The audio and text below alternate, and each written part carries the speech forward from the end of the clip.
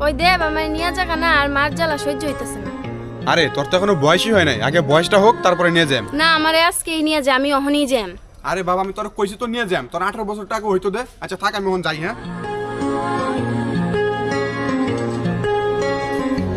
ওই দেব দেব, আরে মল্লিকা তুই এনে কি করস? আমি একবারের লিগে তোরা বাড়িতে আয় বসছি। আরে কি করছ তুই? তোর যে বললাম তোর বয়স নাই, তুই এখন বাড়ির জায়গা, আমি তোর বয়স হলে পরে নিয়ে আম কইছি তো তুই যা।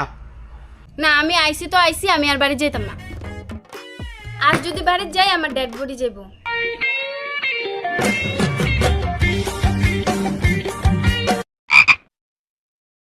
ये फंस गया सीएम, इसे पार्टी की मीटिंग समझ के फंस। এই যে ম্যাডাম, এই বাড়িতেই আমার মেয়ে।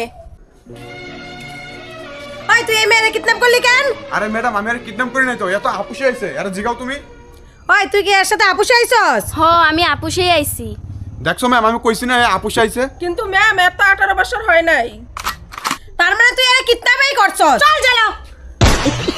কিছু কিছু মন খারাপের কোনো ব্যাখ্যা হয়, এক্সপ্লেইন করা যায় না, কাউকে বোঝানো যায় না, জাস্ট ফিল হয়, দীর্ঘ নিঃশ্বাস আসে, কখনো নীরবে চোখের পানি পড়ে, আবার কখনো ফুল স্কেলে চিৎকার করতে ইচ্ছা করে। আসলে এমন সিচুয়েশনের কোনো ভ্যালিড রিজন খুঁজে পাওয়া কঠিন।